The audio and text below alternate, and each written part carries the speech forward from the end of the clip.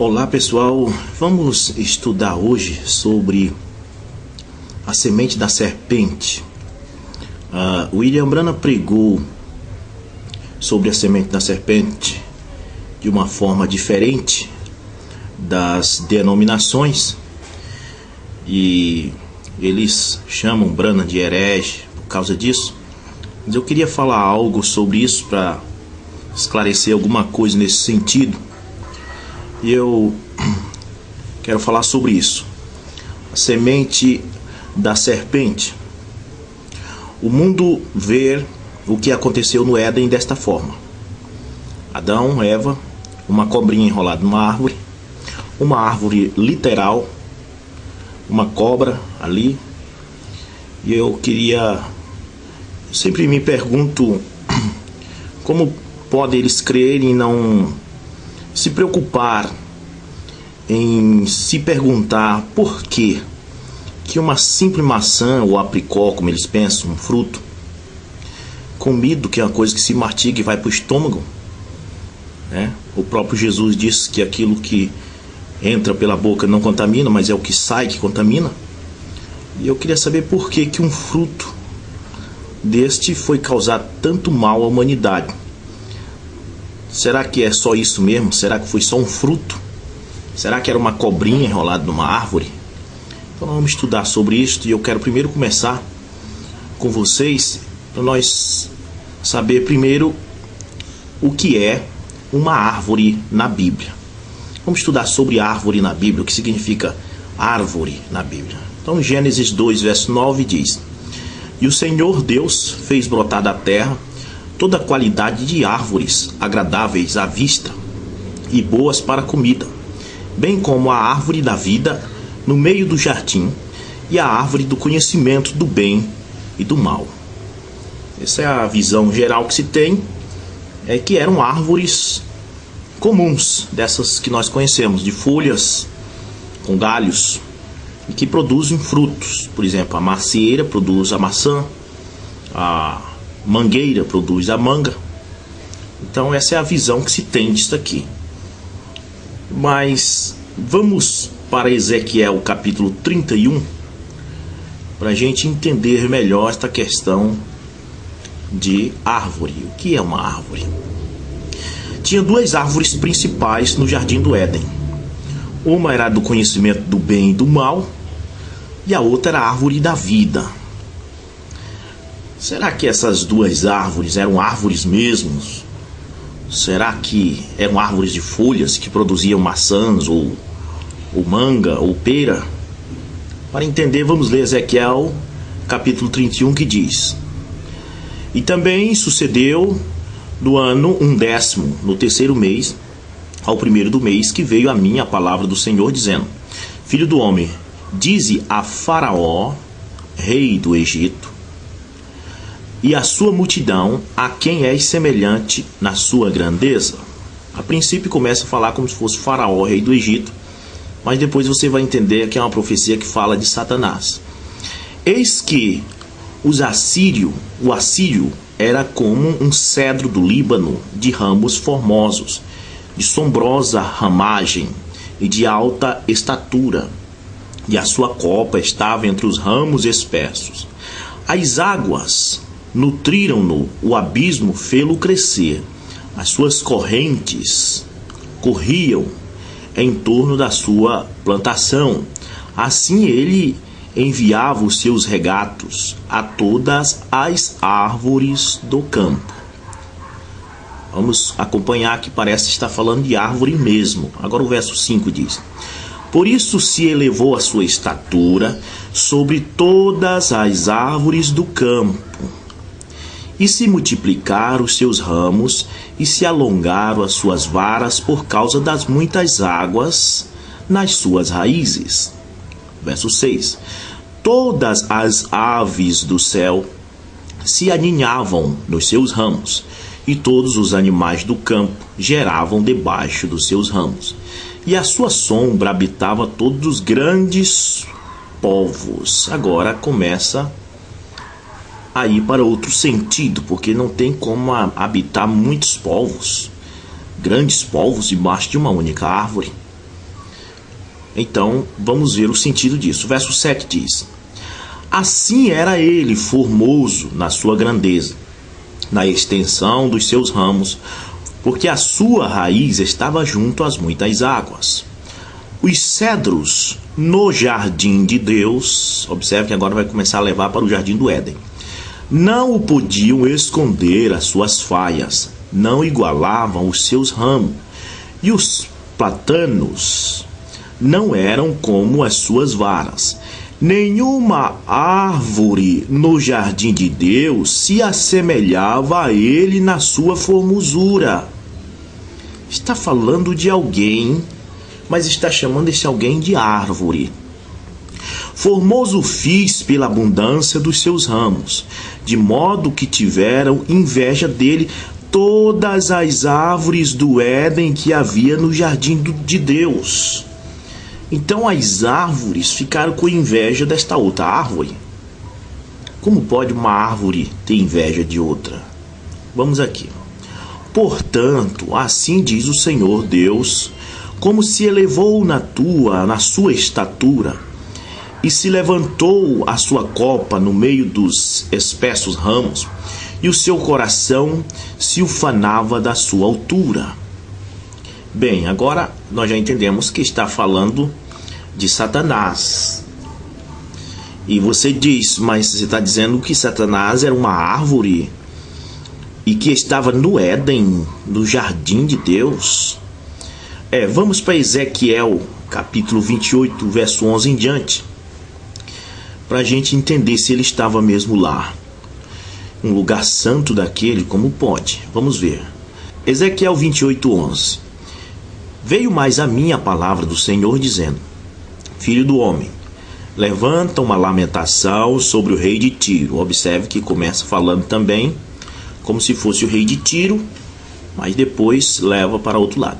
E dize-te, assim diz o Senhor Deus: tu eras o selo da perfeição, cheio de sabedoria e perfeito em formosura. Estiveste no Éden, jardim de Deus. Será que o rei de Tiro estava no jardim do Éden? Não, esse sujeito aqui é outro. Só pode ser Satanás, porque, veja bem, cheio de sabedoria e perfeito em formosura. Estiveste no Éden, jardim de Deus. Cobrias-te de todas as pedras preciosas: a cornalina, o topázio, o onix, a crisolita, o berilo, o jaspe, a safira, a granada, a esmeralda e o ouro. Em ti se faziam os teus tambores e os teus pífaros. No dia em que fostes criado, foram preparados. Eu te coloquei com o querubim da guarda. Estiveste sobre o monte santo de Deus, andaste no meio das pedras afogueadas. Verso 15. Perfeito era nos teus caminhos, desde o dia em que fostes criado até que em ti se achou iniquidade. Pela abundância do teu comércio, o teu coração se encheu de violência, e pecaste pelo que te lancei profanado fora do monte de Deus, e o querubim da guarda te expulsou do meio das pedras afogueadas. Verso 17. Elevou-se o teu coração por causa da tua formosura. Ele era chamado de Lúcifer, pois era o anjo mais belo. Corrompeste a tua sabedoria por causa do teu resplendor. Por terra te lancei, diante dos reis te pus, para que te contemplem. Pela multidão das tuas iniquidades. Iniquidade é quando você sabe o que é certo, mas faz o que é errado. Na injustiça do teu comércio, profanaste os teus santuários. Eu, pois, fiz sair do meio de ti um fogo que te consumiu a ti, e te tornei em cinza sobre a terra, à vista de todos os que te contemplam. Verso 19. Todos os que te conhecem entre os povos estão espantados de ti.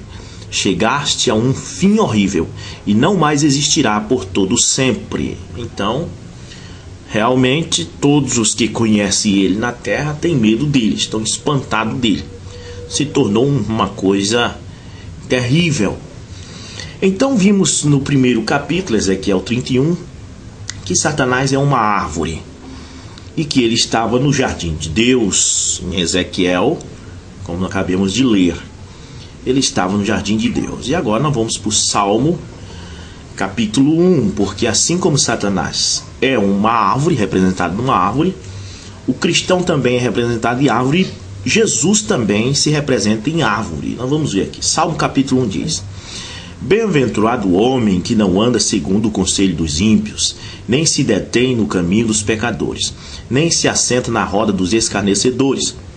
Antes tem seu prazer na lei do Senhor, e na sua lei medita de dia e de noite.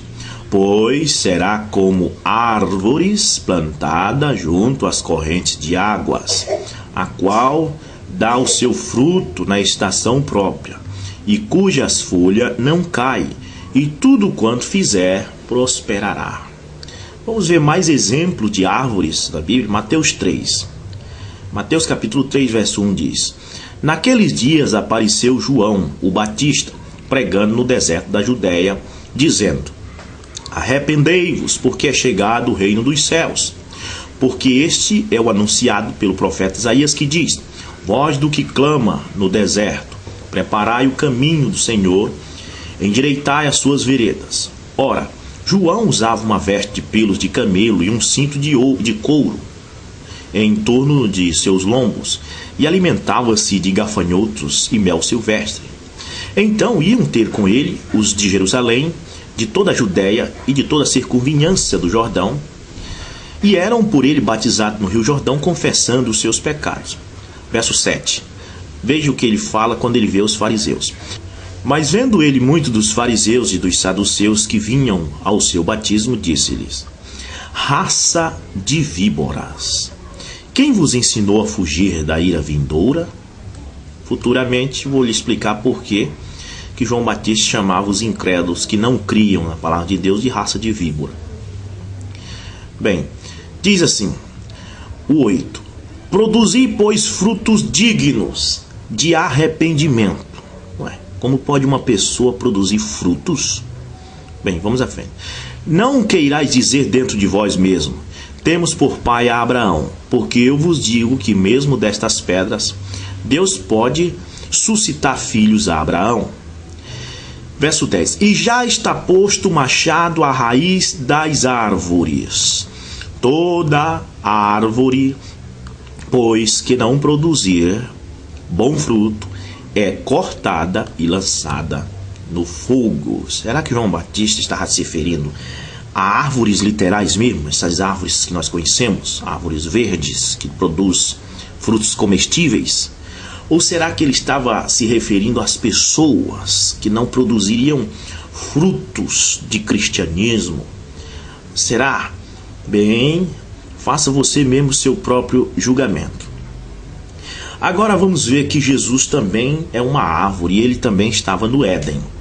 Tanto estava lá Satanás, a árvore do conhecimento do bem e do mal, como estava Jesus. Apocalipse capítulo 22 diz assim: E mostrou-me o rio da água da vida, claro como cristal, que procedia do trono de Deus e do Cordeiro. No meio da sua praça e de ambos os lados do rio estava a árvore da vida, que produz 12 frutos. A árvore da vida produz 12 frutos. A gente vai ver que no Velho Testamento a doutrina era baseada nas 12 tribos de Israel. Josué atravessou o Jordão, no fundo colocou 12 pedras. E você vê que no Novo Testamento Jesus baseou nos 12 apóstolos. Então a doutrina do cristianismo, ela produz 12 frutos, dando seu fruto de mês em mês, e as folhas da árvore são para a cura das nações. Então ninguém me tira da cabeça que essa árvore é Cristo. Apocalipse 2, verso 7 diz: Quem tem ouvido, ouça o que o Espírito diz às igrejas.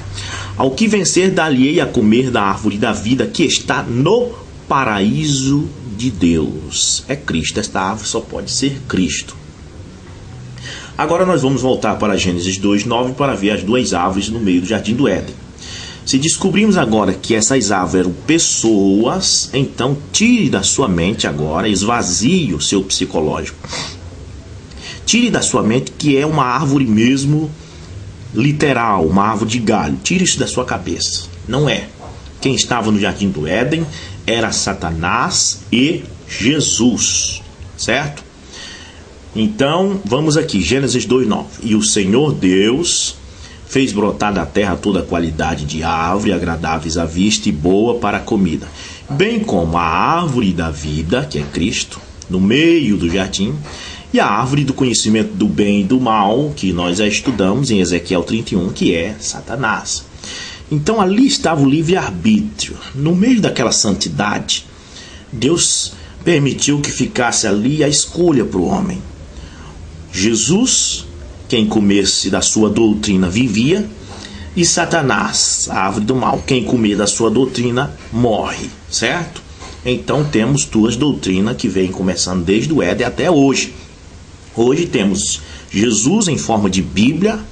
Quem come do que a Bíblia diz tem vida. Jesus diz, quem crê em mim como diz as Escrituras, não diz quem crê em mim como diz as religiões, mas diz quem crê em mim como diz as Escrituras, rios de água viva fluirão do seu ventre. A razão porque as igrejas estão morrendo espiritualmente é porque estão crendo como diz o seminário, como diz uma certa igreja. Mas se nós crermos em Jesus como diz as Escrituras, teremos vida. A Bíblia diz isso. Então estava ali a árvore do conhecimento do bem e do mal e a árvore da vida, duas doutrinas, a falsa doutrina e a verdadeira doutrina, certo? Agora nós já descobrimos o que é estas árvores. Não são absolutamente árvores literais como você vê aqui. O mundo acha que era uma árvore literal. Aqui está a árvore com os frutozinhos e uma cobrinha aqui. Mas nós podemos verificar. Então vamos raciocinar um pouco. O mundo vê uma árvore literal e frutos literais. Uns pensam que é maçã, outros pensam que é pera, outros pensam que é um apricó. Uma cobrinha enrolada ali. E não percebe algumas coisas que passam por alto. Primeiro, já descobrimos que não é uma árvore literal, mas é uma pessoa. Agora, se é uma pessoa, se a árvore do conhecimento do bem e do mal é uma pessoa, e se uma pessoa produz frutos, a coisa ficaria mais ou menos assim. Sabemos que não é uma árvore, é uma pessoa. E se uma pessoa produzir frutos literais, seria isto. Ficaria uma coisa um pouco fora do comum. Sabemos que a árvore é Satanás, não é uma árvore literal. Suponhamos que este homem seja Satanás. Mas se o fruto também for literal, se era fruto mesmo, então ficaria nesse sentido. Ficava uma coisa deste jeito. Então, por aí você começa a ver que não faz sentido. Agora, o pensamento religioso é este: um fruto literal, uma cobrinha e os dois ali no jardim do Éden. Agora nós vamos analisar um pouco da questão do fruto. O fruto que eles comeram. Satanás não era uma árvore, era Satanás que estava lá. E ele produziu frutos. Jesus disse, pelos seus frutos os conhecereis. Jesus não estava falando de fruto literal. Estava falando de obras. O que está no coração produz pelo lado de fora. O homem que mata, aquilo é porque está no coração, então ele produz o fruto de matar. O homem que rouba, aquilo está no coração, então ele produz o fruto de roubar.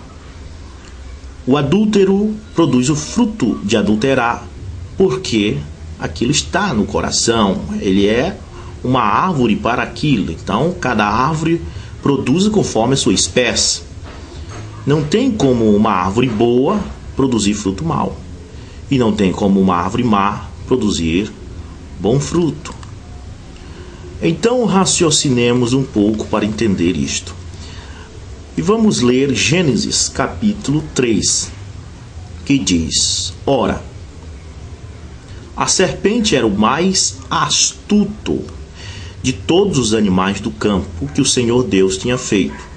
E esta disse à mulher: É assim que Deus disse: Não comereis de toda a árvore do jardim? Certo?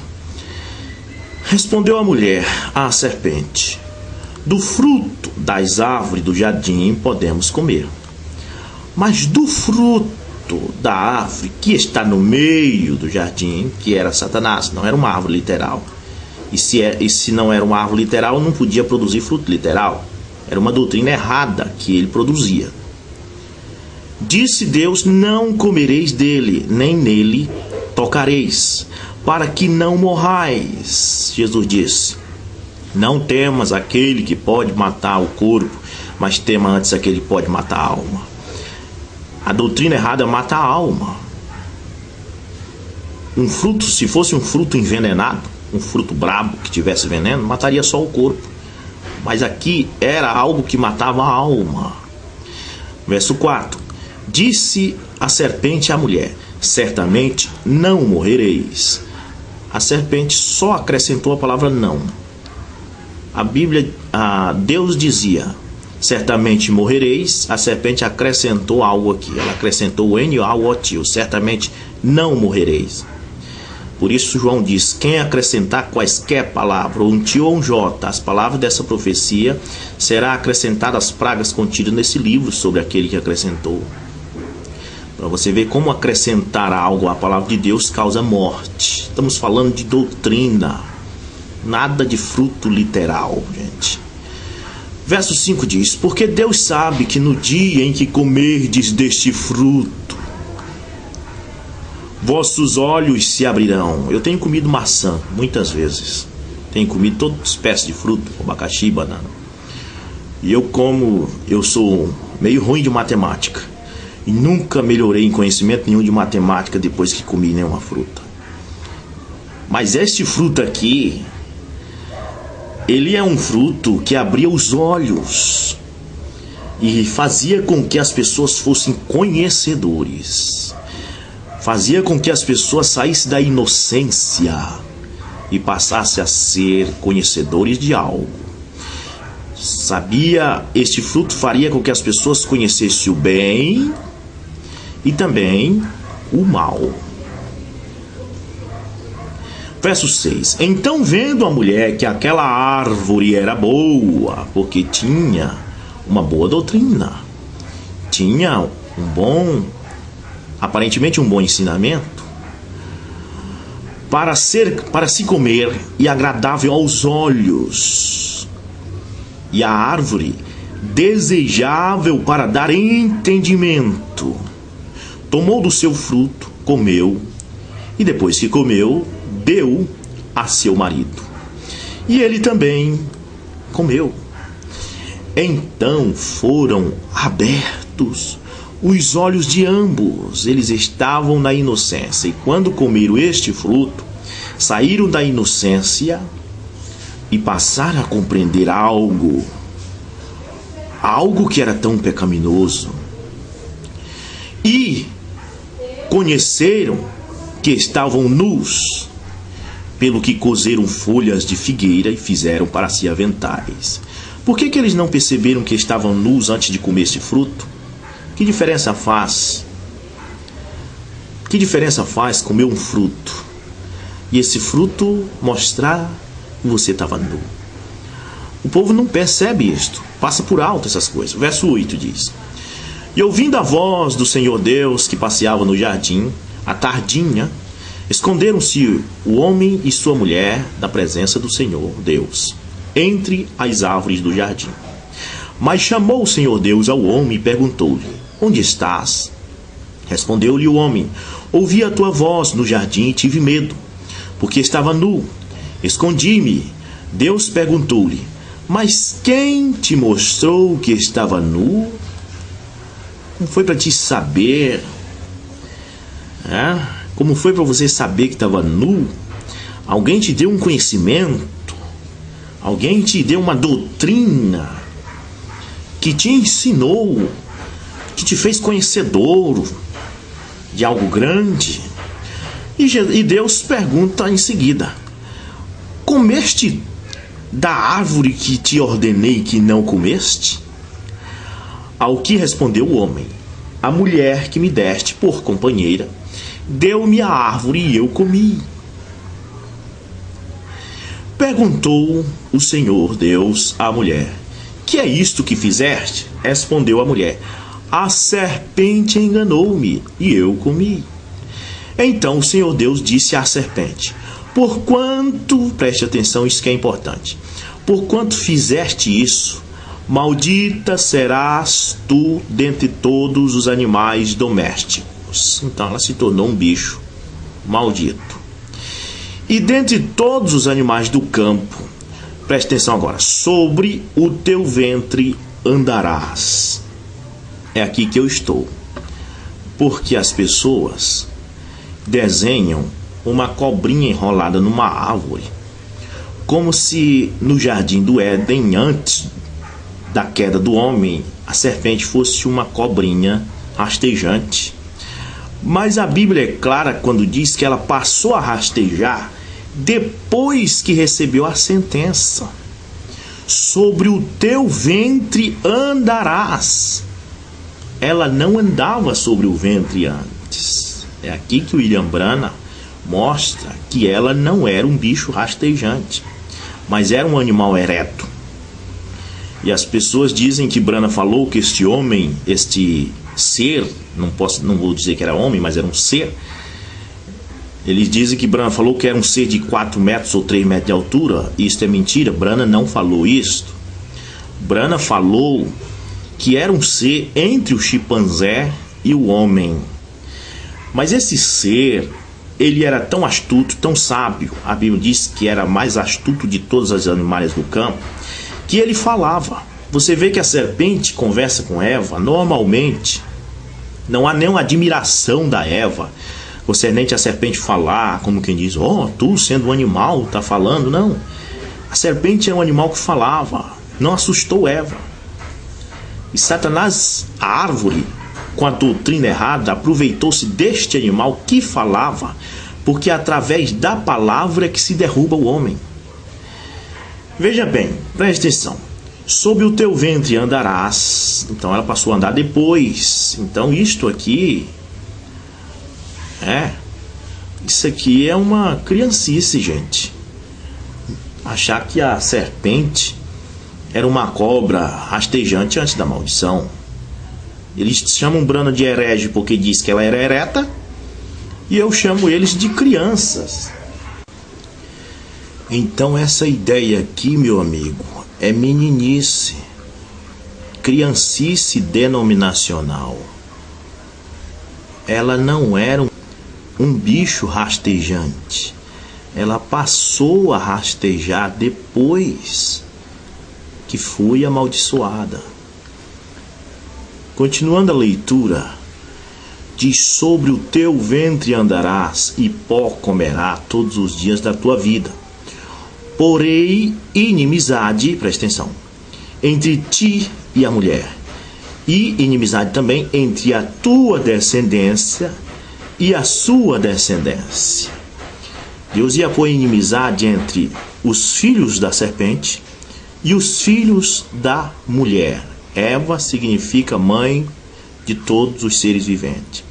Mas os filhos da serpente seriam inimigos dos filhos de Eva. Preste bem atenção, isso aqui, futuramente você vai entender isso. Esta te ferirá a cabeça e tu lhe ferirás o calcanhar. E a mulher disse: multiplicarei grandemente a dor da tua conceição, em dor darás à luz filhos, e o teu desejo será para o teu marido. Deus colocou nela o desejo pelo marido. Tirou dela o desejo por qualquer outra coisa e colocou pelo marido. Que desejo é este? É o desejo sexual, é claro. e ele, o marido, te dominará. Então, quando você vê o governo hoje dizendo que o homem não pode dominar a mulher, estão contra a Bíblia. É claro que o homem não pode ser um carrasco, mas a mulher é submissa ao marido de acordo com a Bíblia. Verso 17: e ao homem diz: porquanto deste ouvido à voz de tua mulher e comeste da árvore. Veja bem, comeste da árvore. Não diz comeste o fruto, mas diz comeste aquilo que produz daquela árvore, que você sabe que não é uma árvore literal, mas é Satanás. Ele comeu da doutrina, ele ouviu o ensinamento errado, de que te ordenei dizendo: não comerás dela. Maldita é a terra por tua causa, em fadiga comerás dela todos os dias da tua vida. Então, você vai entender agora alguma coisa sobre isto aqui. Nós vamos agora descobrindo que não é isto. A árvore é Satanás, não é uma árvore literal. E o fruto também não é literal. Bem, agora nós vamos ver o que realmente aconteceu. Gênesis capítulo 4 diz: conheceu Adão a Eva, sua mulher. Conhecer nesse sentido é a relação sexual. Conheceu Adão a Eva, sua mulher, e ela concebeu. E tendo dado à luz a Caim, disse: alcancei do Senhor um varão. Então aqui é que as pessoas dizem: Caim não pode ser filho da serpente, porque a Bíblia diz: alcancei do Senhor um varão. O irmão Brana faz duas afirmações aqui. A primeira, ele diz que quem falou alcancei do Senhor um varão foi Eva, uma mulher que já havia caído da palavra. E o irmão Brana diz: quando a igreja cai da palavra, ela fala qualquer coisa. O catolicismo romano até hoje diz que é a igreja de Cristo, mas todo mundo sabe que não é. Outra afirmação que o irmão Brana fala é que num sentido está correto, porque para ser gerado no útero de uma mulher tem que ser Deus. Toda semente é Deus que faz brotar. A semente do joio, por exemplo, é uma semente ruim, mas se ela cair na terra é Deus que faz brotar. Tudo é Deus que faz brotar. Porém, não significa que aquela semente é a semente boa. O campo é bom, mas a semente que cai no campo é ruim. E a semente cai naquele campo e então prospera e cresce, mas a semente é que não presta. Então ela disse: alcancei do Senhor um varão. Agora, tornou a dar à luz a um filho, a seu irmão Abel. Abel foi pastor de ovelhas e Caim foi lavrador da terra. Ao cabo de dias trouxe Caim do fruto da terra uma oferta ao Senhor. Abel também trouxe dos primogênitos das suas ovelhas. Observe que tanto Caim como Abel eram crentes, porque Caim cria em Deus. Então Caim não é o assassino que mata. Caim é pessoas que estão com a Bíblia debaixo do braço. Veja bem, ao cabo de dias trouxe Caim do fruto da terra uma oferta ao Senhor. Ele trazia a oferta ao Senhor. Abel também trouxe dos primogênitos das suas ovelhas e da sua gordura. Ora, atentou o Senhor para Abel e para a sua oferta, mas para Caim e para a sua oferta não atentou, pelo que irou-se Caim fortemente e descaiu-lhe o semblante. Então ele ficou irado, porque Deus não se agradou da oferta dele. Por que Deus não gostou da oferta dele? Vamos ver, verso 6. Então o Senhor perguntou a Caim: por que te iraste e por que está descaído o teu semblante? Porventura, se procederes bem, não se há de levantar o teu semblante? E se não procederes bem, o pecado jaz à porta. E sobre ti será o seu desejo, mas sobre ele tu deves dominar. Verso 8. Falou Caim com o seu irmão Abel, e estando eles no campo, Caim se levantou contra o seu irmão Abel e o matou. Agora você vai para Gênesis 3, verso 15, que diz: porém inimizade entre ti e a mulher, e entre a tua descendência e a sua descendência. Eram duas sementes que não se davam certo, mesmo tendo nascido no mesmo útero, mesmo tendo vindo do mesmo ventre, porém eram sementes diferentes, inimigas uma da outra, que não dava certo. Nós vamos encontrar Esaú e Jacó, também vieram do mesmo ventre, porém Deus, diz a Bíblia, aborreceu Esaú e amou Jacó. Semente boa e semente má no mesmo campo. Jesus, pregando a parábola do joio, diz que o homem plantou uma boa semente no seu campo, e veio o inimigo e semeou a má semente. Então ambas cresceram juntas no mesmo campo. Porém, os seus empregados disseram: devemos nós arrancar o joio? E disse: não, deixem crescer junto. E no fim, na colheita final, será atado o joio e jogado no fogo, e o trigo será levado ao meu celeiro. O que Jesus estava querendo dizer com essa parábola foi exatamente o que aconteceu lá no Éden. Satanás semeou a má semente através da serpente, que era um ser ereto parecido com o homem. No ventre de Eva gerou essa má semente, Caim, e Deus disse: porém inimizade entre a semente da serpente e a semente da mulher. Nunca dará certo. Porém, a semente da serpente também traz oferta ao Senhor. Verso 9. Perguntou, pois, o Senhor a Caim: onde está Abel, teu irmão? Respondeu ele: não sei, sou eu o guarda do meu irmão? E disse Deus: que fizeste? A voz do sangue, teu irmão está clamando a mim desde a terra. Agora veja São João 8, versículo 44. Diz: Jesus disse assim para os fariseus, preste atenção: vós tendes por pai o diabo, e quereis satisfazer os desejos de vosso pai. Ele, o pai deles, dos fariseus, é homicida desde o princípio e nunca se afirmou na verdade. Quem é homicida desde o princípio? Quem foi que matou? Quem foi que fez o primeiro crime? Ele é homicida desde o princípio e nunca se afirmou na verdade. E porque nele não há verdade, quando profere mentiras, fala do que lhe é próprio, porque é mentiroso e pai da mentira. Você pega um pregador, filho da serpente, ele fala do que é próprio, ele não fala o que a Bíblia diz. A doutrina da Trindade, por exemplo, é coisa própria de Constantino. Eles não podem provar isso na Bíblia. Então é mentiroso, pai da mentira, fala do que lhe é próprio. O verso 11 diz: agora, maldito és tu desde a terra, que abriu a sua boca para da tua mão receber o sangue de teu irmão. Maldito és tu desde a terra. Agora, São João, 1 João, capítulo 3, versículo 12. São João diz: não sendo como Caim, que era do maligno, e matou o seu irmão.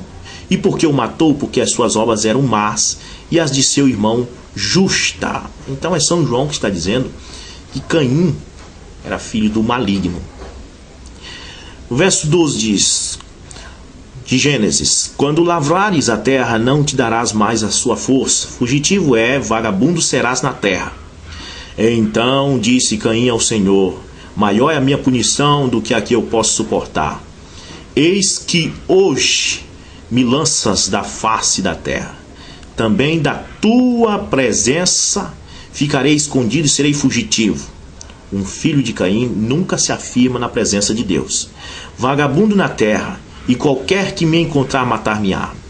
O Senhor, porém, lhe disse: portanto, quem matar a Caim, 7 vezes sobre ele cairá a vingança. E pôs o Senhor um sinal em Caim, para que não o ferisse quem quer que o encontrasse. O irmão Brana diz na mensagem A Marca da Besta que esse sinal que Deus pôs em Caim foi a marca da besta. Então saiu Caim da presença do Senhor. Veja bem, ele saiu da presença do Senhor. Ele não pode suportar ficar na palavra, na presença do Senhor. E habitou na terra de Nod, no oriente do Éden. Agora veja 1 João 4, verso 6 diz: nós somos de Deus. Quem conhece a Deus nos ouve. Quem não é de Deus não nos ouve. Assim é que conhecemos o espírito da verdade e o espírito do erro. Um filho de Caim não pode obedecer à palavra. Ele tem sempre que criar um arrazoamento, ele tem sempre que criar uma interpretação, e ele tem que sair da palavra. Caim, veja bem, Caim não aparece na genealogia de Adão. Vamos ver? Gênesis capítulo 5. Vamos ver a genealogia? Primeiro, vamos ler Gênesis 5, verso 1, diz: Este é o livro das gerações de Adão, no dia em que Deus criou o homem, à semelhança de Deus o fez. Preste atenção. Homem e mulher os criou e os abençoou e os habitou e os chamou pelo nome de homem no dia em que fora criado. Adão viveu 130 anos e gerou um filho à sua semelhança. Ora, devia ser Caim. Abel morreu, Caim devia ser o primogênito dele. Mas veja bem, Adão viveu 130 anos e gerou um filho à sua semelhança, conforme a sua imagem, e pôs-lhe o nome Sete. Pula para Sete. Veja que não vai em Caim, mas a genealogia de Adão pula para Sete. A Bíblia diz que só quando Sete nasceu que começou a se louvar o nome do Senhor. Então Deus não colocou Caim na genealogia de Adão, porque ele não é filho de Adão, ele é filho da serpente. Então vamos aqui. E foram os dias de Adão depois que gerou a Sete 800 anos e gerou filhas e filhas. Então, nós concluímos aqui este assunto. Agora você me diz, você disse que Caim é filho da serpente. Então, como foi isto? Ela ficou grávida da serpente e depois ficou grávida de Adão, e na mesma gravidez veio gêmeos. O Mombrana diz, olha, a coisa no fim dos tempos será gêmeos. Isaú e Jacó eram gêmeos, e um era do mal e o outro era de Deus. E a igreja nos últimos dias é parecida. A Bíblia diz, os dois espíritos nos últimos dias serão tão parecidos que, se possível for, enganaria até os próprios escolhidos. A semente de Caim também adora a Deus, também faz holocausto, é muito parecido. E realmente eles nasceram do mesmo parto, numa mesma gravidez. E você me pergunta, isso é possível? A pessoa existir gêmeos de pais diferentes? Nós podemos verificar aqui.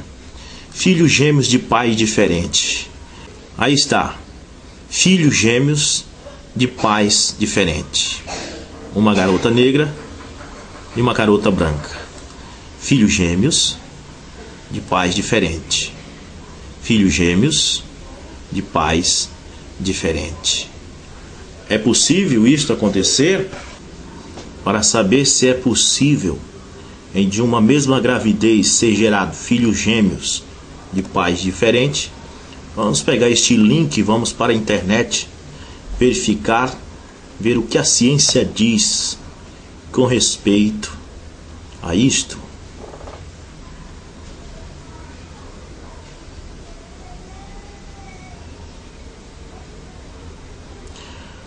Aqui está.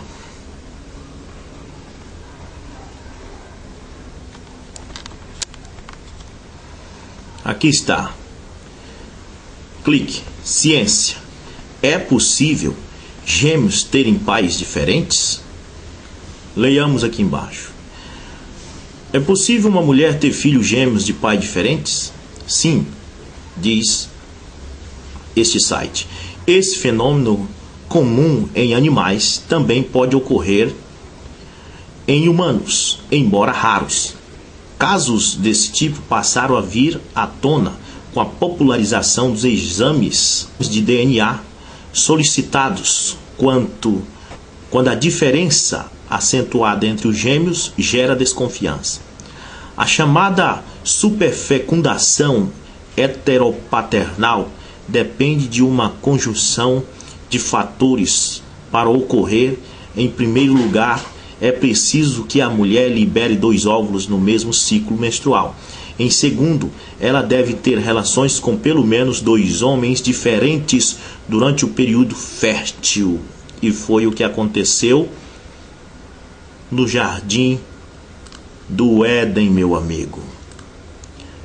Ela teve relação com 2 seres diferentes, comeu o fruto e depois deu ao marido. Você já sabe que este fruto não é literal. Essa árvore não é literal. A árvore é Satanás. Então vamos raciocinar um pouco mais aqui. A árvore é Satanás. Ezequiel 31, Ezequiel 28. Satanás é a árvore. Satanás tinha a doutrina falsa. A Bíblia diz: ai dos moradores da terra, Satanás desceu com raiva. Satanás tinha a maldade, a quebra da inocência. A serpente, que não era este animal aqui, mas era um bicho ereto, passou a ser este animal depois que foi amaldiçoado. Ela tinha a astúcia, ela tinha o corpo para ser usado, com todos os acessórios que o homem tinha, e tinha a voz, que é o principal. A voz, através da voz é que se conquista. Através da voz se conquista uma mulher, através da voz se conquista membros para a sua igreja. Os falsos profetas conquistam as pessoas usando a voz. Então a voz tem um grande poder.